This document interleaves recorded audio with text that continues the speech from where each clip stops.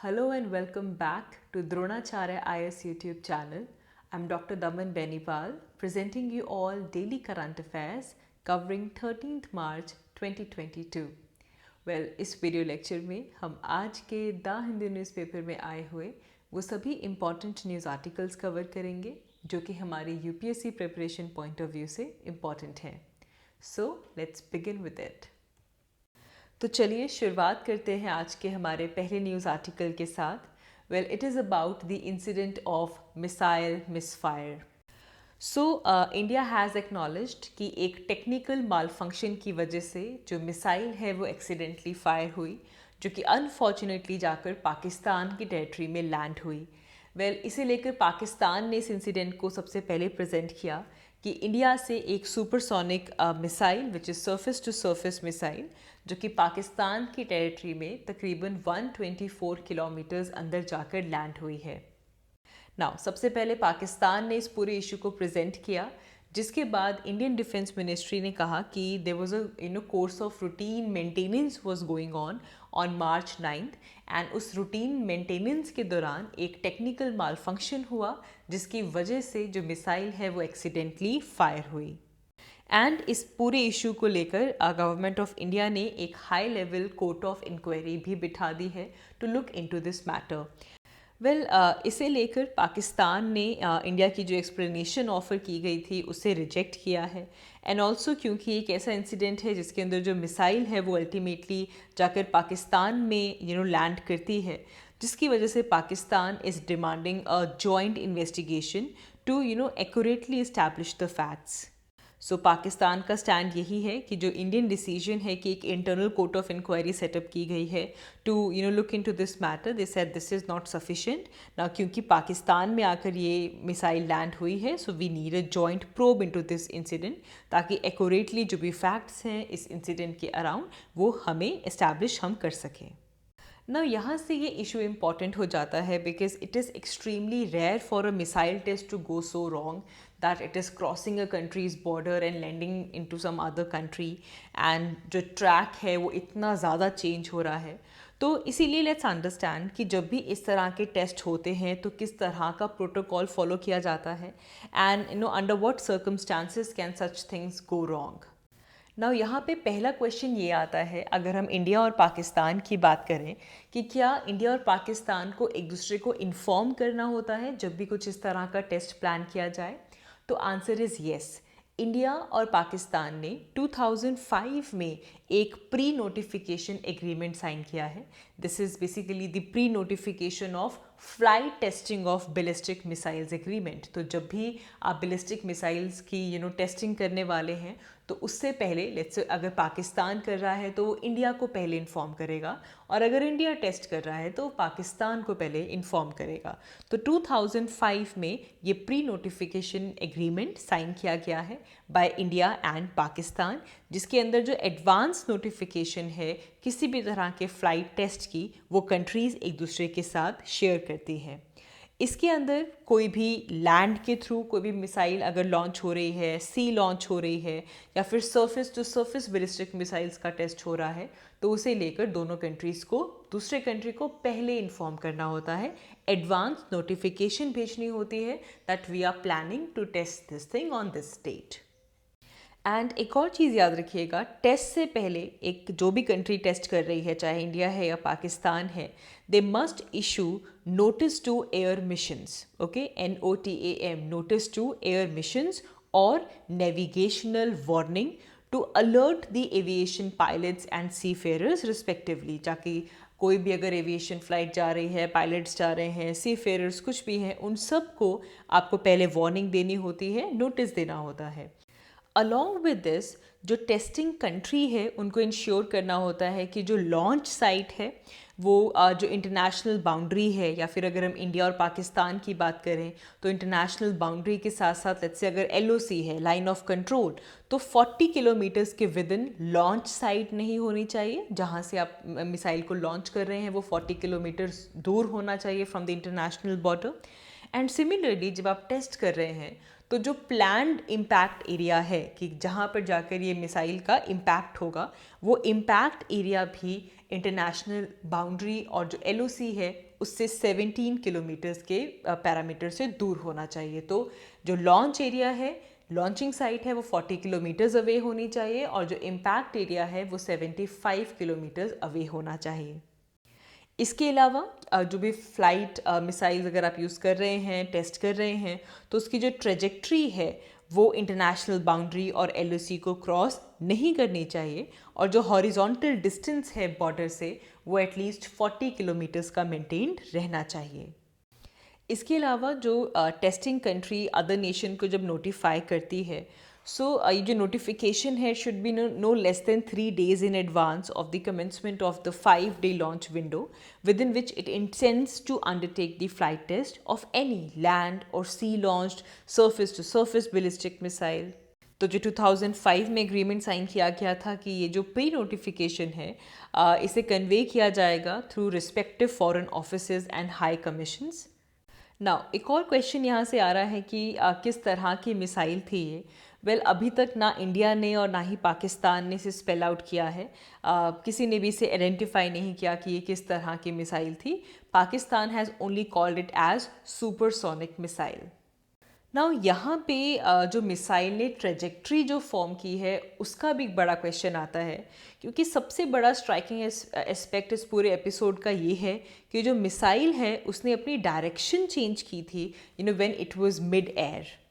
So basically Pakistan ने कहा है that this missile was picking of from Sirsa and border से अगर हम देखा जाए तो 104 किलोमीटर ये दूर थी from the nearest point on the border and ये मिसाइल कुछ 70 to 80 किलोमीटर इंडियन टेरिटरी में मूव कर रही थी।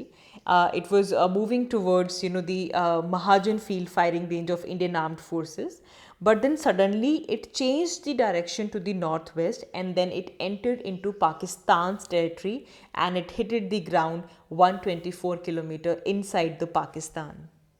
सो अगर हम यहाँ पे रीजंस देखें कि मिसाइल ने अपनी डायरेक्शन चेंज क्यों की, अगर हम इस इंसिडेंट में देखें, so this missile it flew, it took a path and that path was not normal and then it took a different direction after doing somewhat around 100 kilometres of journey. Now अगर हम cruise missile की बात करें तो cruise missile को एक target coordinates दिए जाते हैं and then it is fired from the ground and after that the cruise missile is on her own.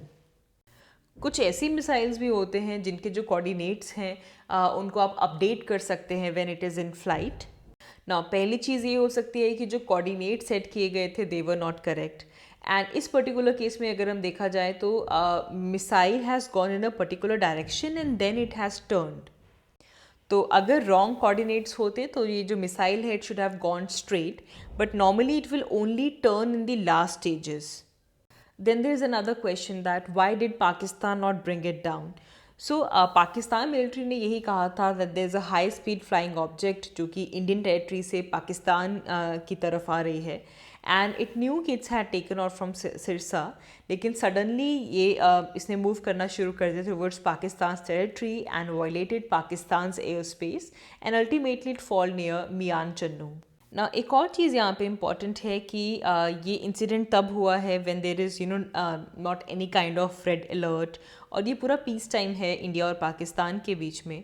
तो कोई भी चीज़ जो इतनी हाई स्पीड से आ रही है without any red alert in such a peace time, it becomes very difficult for you to react in a very fraction of time and जिसकी वजह से लेवल ऑफ अलर्टनेस और स्पीड की वजह से पाकिस्तान ने इसे एयर में ही शूट नहीं किया। आगे बढ़ते हैं। EPFO, Employees Provident Fund Organization, it has slashed their interest rates to 0.1%। इससे पहले 8.5% का रेट चल रहा था एंड अब इसे डिक्रीज कर दिया गया है to 8.1% and this is the lowest in 4 decades। Now over the years finance ministry ने बार बार क्वेश्चन किया that EPFO is retaining very high rate and बार बार EPFO को नच किया जा रहा था it should reduce the rate to sub 8% level. जिस तरह से ओवरऑल जो इंटरेस्ट रेट चल रहा है उसके साथ जो EPFO का रेट है, इंटरेस्ट रेट है, उसे भी मेंटेन करना चाहिए। सो बेसिकली अगर हम EPFO की बात करें, the employees provident fund organisation, ये कंट्री का लार्जेस्ट रिटायरमेंट फंड है and it has recommended the return of 8.10% for over its 6 crore active subscribers. अगर हम फाइनेंशियल ईयर 2021-2022 की बात करें तो अब यहाँ पे जो इंटरेस्ट रेट रिकमेंड किया गया है that is of 8.1%। Last year EPFO के बोर्ड ने 8.5% का इंटरेस्ट रेट फाइनलाइज किया था। इसके अलावा जो EPFO का सेंट्रल बोर्ड ऑफ ट्रस्टीज़ है CBT, it is chaired by the labour and employment minister and ये जो रेट्स डिक्रीज़ किए गए हैं this will have to be ratified by finance ministry before it is notified and then credited into the accounts of the members.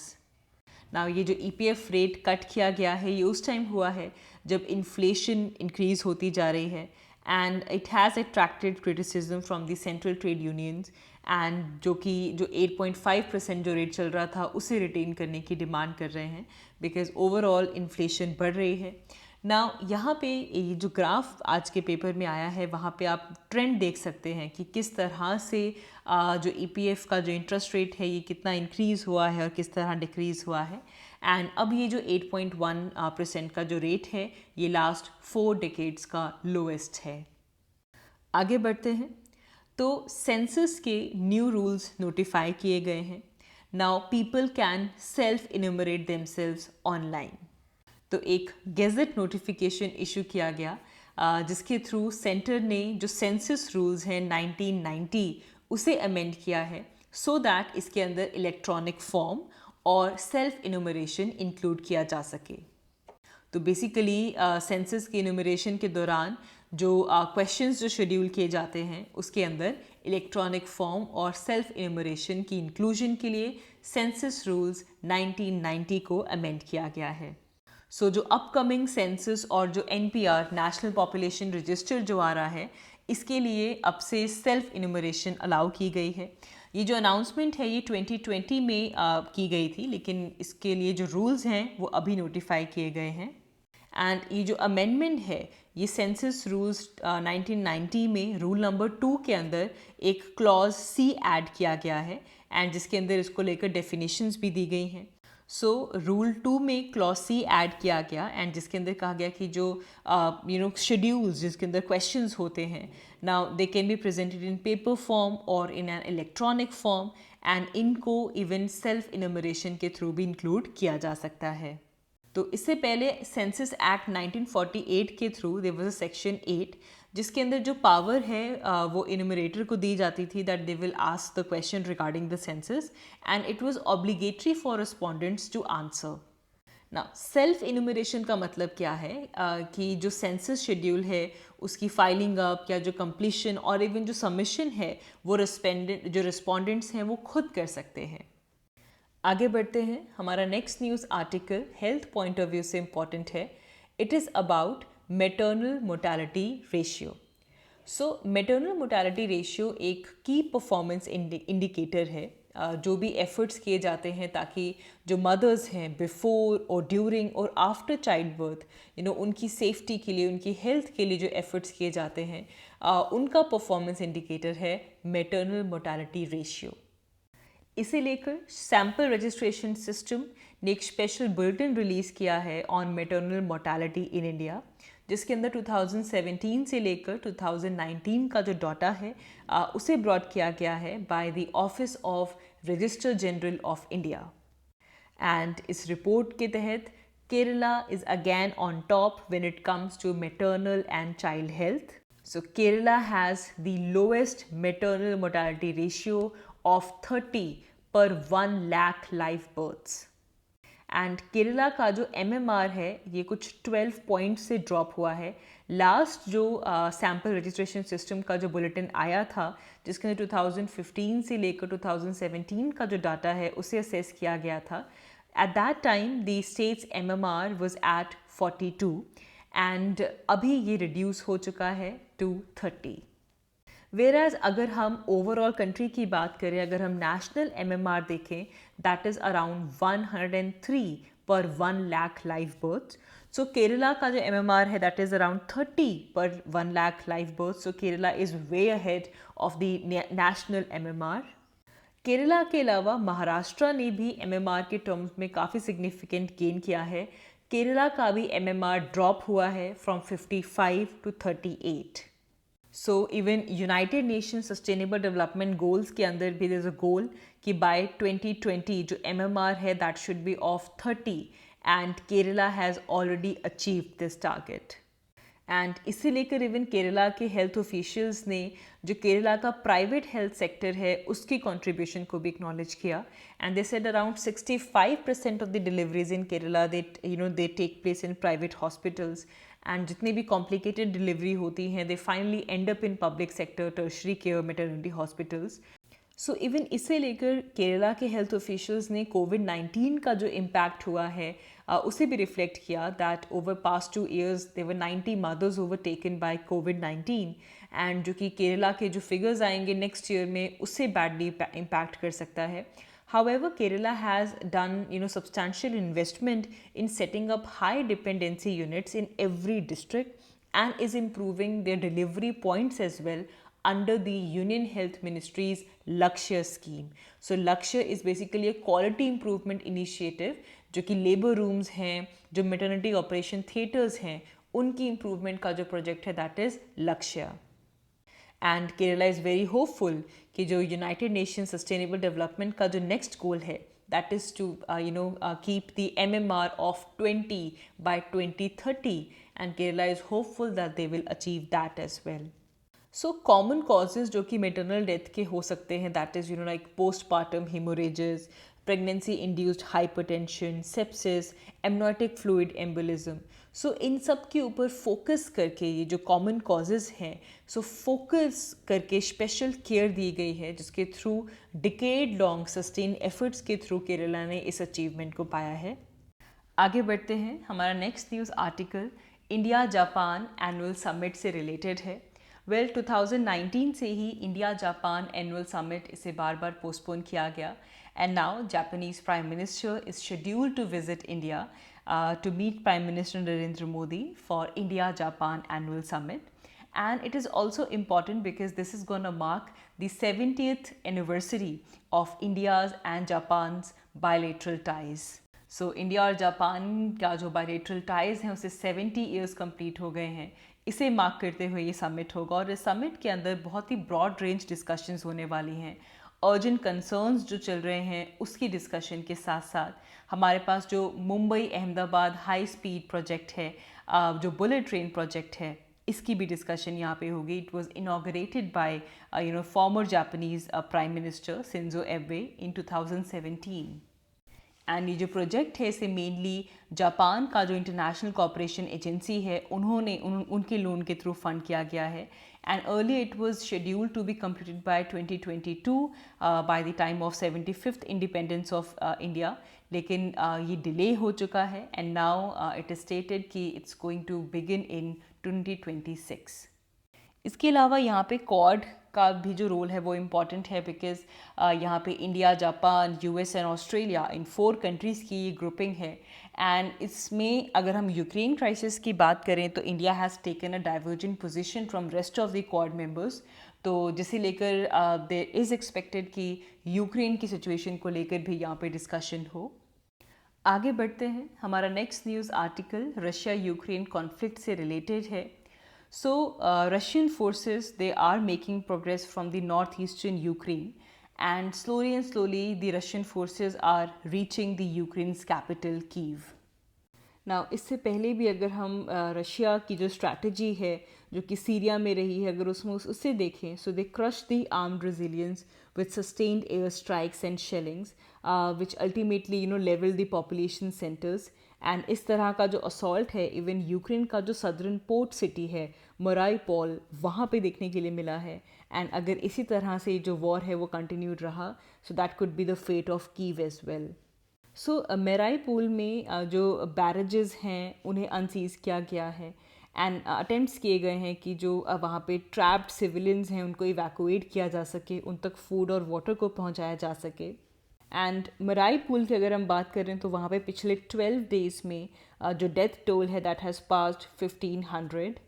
So February 24 से जब से Russia ने Ukraine में इन्वेड किया है, रशियन फोर्सेस ने मोर देन डजन हॉस्पिटल्स को hit किया है। एंड इसे लेकर इवन वर्ल्ड हेल्थ ऑर्गेनाइजेशन ने भी ये रिपोर्ट किया है कि रशिया ने जो हैवी आर्टिलरी यूज़ की है इसकी वजह से कैंसर हॉस्पिटल और जो कुछ रेजिडेंशियल बिल्डिंग्स हैं इन दी मराई पूल, उन सबको वहाँ पे अफेक्ट हुआ है। So Russian forces, they have struggled far more than they expected from the determined Ukraine fighters. And इस कॉन्फ्लिक्ट की वजह से ऑलरेडी 2.5 मिलियन पीपल यूक्रेन से बाहर आ चुके हैं। एंड ऑन ग्राउंड अगर देखा जाए तो यूक्रेन की जो फोर्स है वो काफ़ी टफ रेजिस्टेंस दे रही है to the Russian forces. And now Russian forces they are blockading the Kharkiv. Kharkiv is Ukraine second largest city and काफ़ी एफर्ट्स किए जा रहे हैं कि कुछ न्यू ह्यूमैनिटेरियन कॉरिडोर्स बनाए जा सकें एंड कुछ अर्बन सेंटर्स बनाए जा सकें ताकि जो रेजिडेंट्स हैं उनको वहाँ से निकाला जा सके। So that is all for this video. हमने इस वीडियो में आज के पेपर के जो इम्पोर्टेंट टॉपिक्स थे उन्हें हमारी प्रिपरेशन के साथ लिंक करते हुए डिस्कस किया। आई होप आपको ये वीडियो अच्छी लगी and thanks for watching. I will see you in my next one. Thank you.